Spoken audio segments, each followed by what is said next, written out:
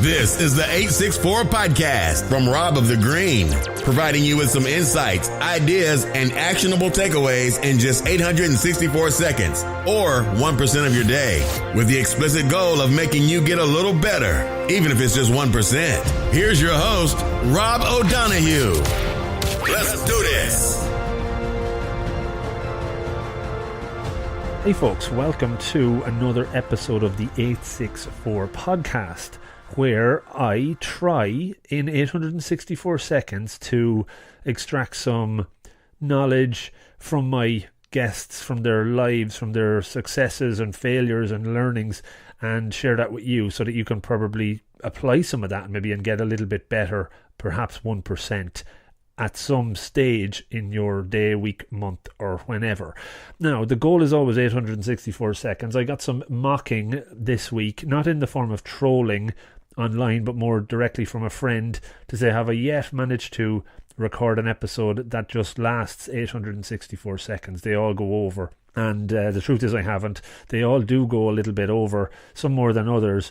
But I hope that you're still listening and not looking to raise any concerns or complaints by being misled by the title. It is just to kind of put me under some sort of guardrails and keep it to some limit. The 1% Better podcast, which is the other one, is the longer form. This one is around that 15-minute mark. So I'm not really apologising. I hope you're okay with it as well.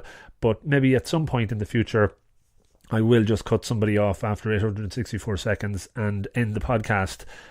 We'll see. We'll see how it goes. Anyway, on to today's very special guest, and it is John Egan. So John is a current Irish international footballer or soccer player. He's also recently signed for what has been reported as the record club fee for Sheffield United, and also he's a Cork native. So I was really delighted to have him onto the podcast, have a chat with him about his career. We recorded it a few weeks back, just before Ireland's last international matches, and John actually played a full part against Poland in that, so fair play to him. So yeah, we get through a lot during the 15 minutes. Check out the show notes. There's a little bit of detail in there if you should want to look at those afterwards, and you can get a link to John on Twitter as well. If you're new to this, thanks for checking it out. I would imagine some new people checking it out being maybe Sheffield United fans or Irish fans. I do have a number of other episodes released, so check out those under the 864. Some good ones there and some good ones coming up. I was delighted earlier this week to talk with Isa Nacewa, the ex-Leinster Rugby star, for the 864. Really good one that's coming out in the next few weeks. And as I mentioned already, I have another podcast, the 1% Better podcast, over 80 episodes released there, longer form, go into more detail, and lots of good feedback on those. All can be got on robofthegreen.ie or on your podcast app of choice. So now I'll leave it there. Go and enjoy this one with John Egan. Thanks for checking it out and have a great day. Hey folks, welcome to another episode of the 864 podcast, and in this one I am chatting with an Irish international football player and now with Sheffield United in the English Championship, in John Egan. John, welcome to the podcast. Thanks very much, Rob. Great to chat to a Corkonian doing really well over in the UK. Looking forward to hearing a bit about your journey so far. So let's kick straight into it. I always ask, John, what's your earliest memory? Early memory is probably just being with the family at home, really. My mum, my dad, my sister, really just kicking ball around the house, I suppose. But yeah, that's probably my earliest memory of life, yeah. And a ball was involved? Yeah, there's always a ball of some shape involved, yeah, be it football or sliotar or something like that. So there's always a ball somewhere. And growing up, obviously, you're from doing the research, knowing about your dad being with Kerry. Was there big pressure on you to play the GA, or was there left up to your own devices? It was just left to my own devices, really. I don't think I was ever forced or pushed or given advice on whether to play one sport ahead of another. I think the only thing my dad used to say to me was play as many sports as you can, because every sport has different strengths, and it all makes you better, really. So I think when I was younger, I was playing playing everything I could really, be it Gaelic hurling, soccer, basketball, rugby. I tried a lot really. I think that was the only encouragement I was ever given, is to just play as many sports as you want, and whatever sport you wanna do, it's completely up to yourself. And I think that kind of helped me really. Yeah, definitely. They were all, the ones you named there were pretty much all team sports. Did you have any individual sports that you played? No, I didn't. I dabbled with tennis for a while, but I just loved the team environment. Like, I loved the camaraderie, I suppose, and the banter, and just the friendships you make out of it. And yeah, I don't think individual sport ever really appealed to me. I don't think there's one individual sport that still does appeal to me really. I'd always like to be involved in a team sport. Okay, very cool. So obviously growing up, I presume you were talented at a few different sports. Was there a point where you had to make that decision to focus on football? Yeah, I remember I was kind of 15 really, 14, 15, and I kind of I verbally agreed to go over to Sunderland. After a few trials. I started going on trial there when I was 14, and I suppose it was a tough decision really, because you're leaving home at such a young age, and you're leaving your family and your friends. So I mean, I didn't take it lightly. But when I kind of verbally agreed, when I agreed with myself really in my own head that that's what I was going to do, I took a small step back from the GA. I still played the odd game, but I think when I was about 15 or 16, just before I moved over to England, I'd say, was when I kind of fully kind of dropped it really, a bit reluctantly, of course, because I loved hurling and Gaelic football just as much as I loved football growing up. So I mean, you never know, one day I might go back and play a few games again. I'm sure there'll be plenty of opportunities down the road. I put out a tweet knowing that we were going to chat, and maybe I'd put it on Facebook as well to see if folks had any questions. And one of your friends, Dave Philpott, who I have to say thanks for connecting us, had asked him about winning the National Cup with Greenwood. What age were you then, and can you talk to me a bit about that? Yeah, Dave was actually our captain that day. He was the captain. We won. Yeah, myself and himself were at the back, so he had more of a sweeper role. So if they ever got past me, they'd have to get past Dave. So there wasn't many who got past the two of us, to be fair. He was always there covering me if I ever messed up. But winning the National Cup was fantastic. We were 16. It was actually my last ever game for Greenwood, a club who I'd played with since I was, I think, 6 or 7 maybe. We were all friends. We all kind of joined Greenwood at the same age too, so we'd been soldiering on a good few years. And anyone who plays soccer, schoolboy soccer in Cork, knows that the National Cup is the pinnacle. I mean, even to get to the last 32 or the quarter final is seen as a massive achievement. And for a club like Greenwood, you know, we won a bit growing up, won a couple of leagues and stuff, but we weren't the unbelievable stars to the team really. We were just a really, really strong cup team, to be fair. And I mean, that was my last year with Greenwood, and I think winning the National Cup is probably the best I've ever felt on a football pitch, winning the National Cup with my friends. Yeah, definitely. I don't think there's anything to replace those ones where you have that friendship growing up. For sure, I've talked to others and they've said something similar.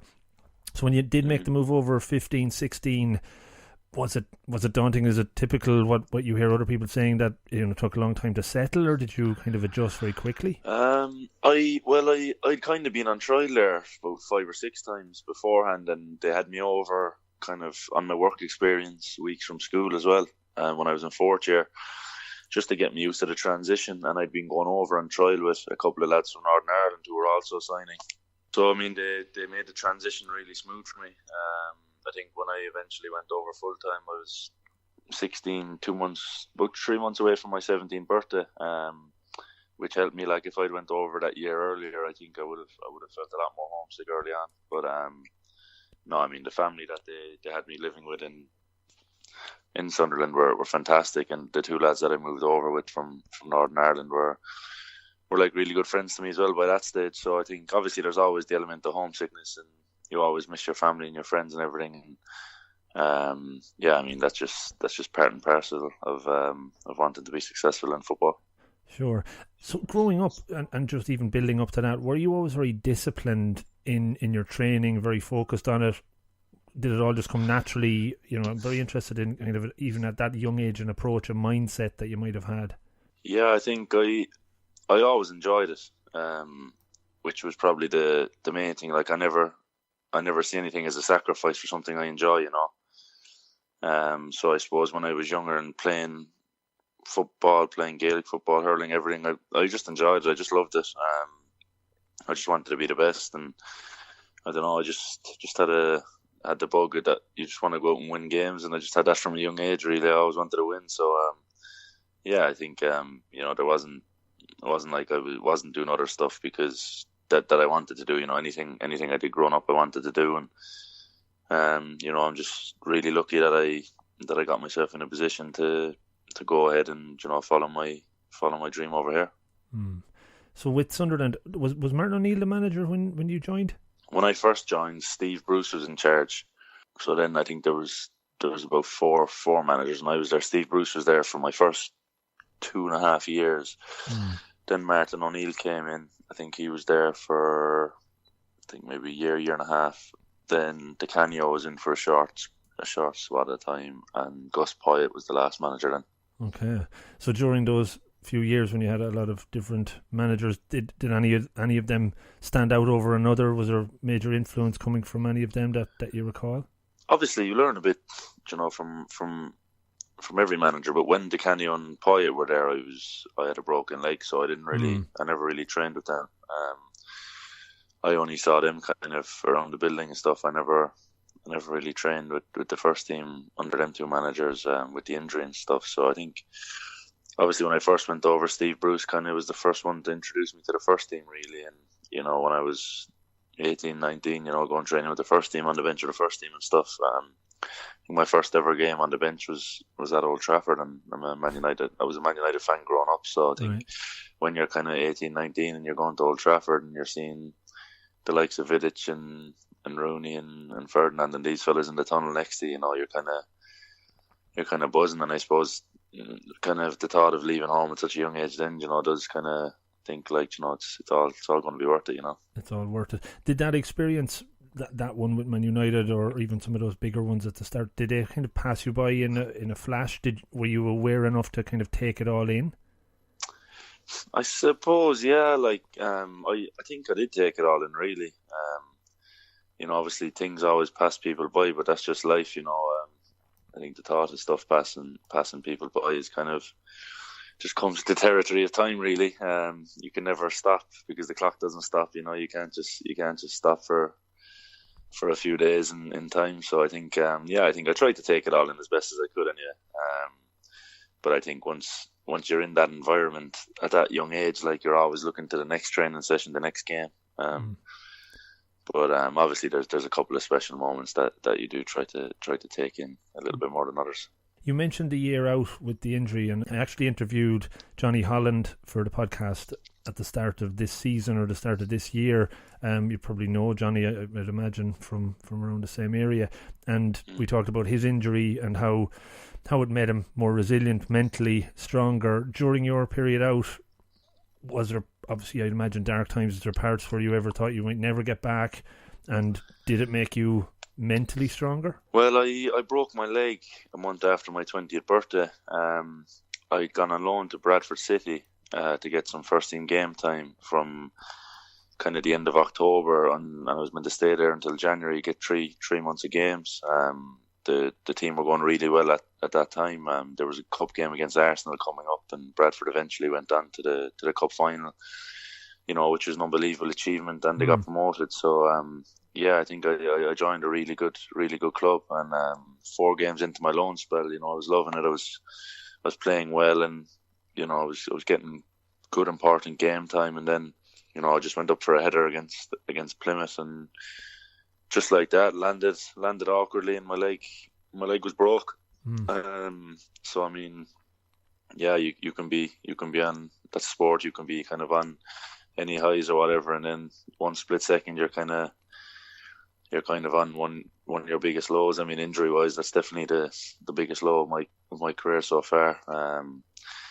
I think going to the airport or going to going to the hospital from the stadium that night, kind of, you're kind of hooked up to gas and all sorts. There's all sorts running through your head, really. You kind of look down at your leg and you can see that it's off to an angle. And yeah, if I told you that I thought then that I'd be back stronger, then I'd be lying. That time on the way to the hospital that first night, yeah, there was all sorts going through my head. Yeah, but obviously, to your credit, you've bounced back, showed the resilience, and gone on from strength to strength. You've become an Irish international, and now just most recently rejoined Sheffield United. I'm speeding through this because of the time constraints. But another question that came in from a Blades fan, actually, I think this one came in on Instagram. Why did you go back to Sheffield United? What was the draw? Was there other teams in the hunt? Yeah, you always hear of a bit of interest from clubs and stuff, but I think, the way the manager, Chris Wilder, came in for me in the summer was really, really good for me. I mean, as a football player, you just want to feel wanted, and, I love my time at Brentford. 2 really good years there, played in a really good team.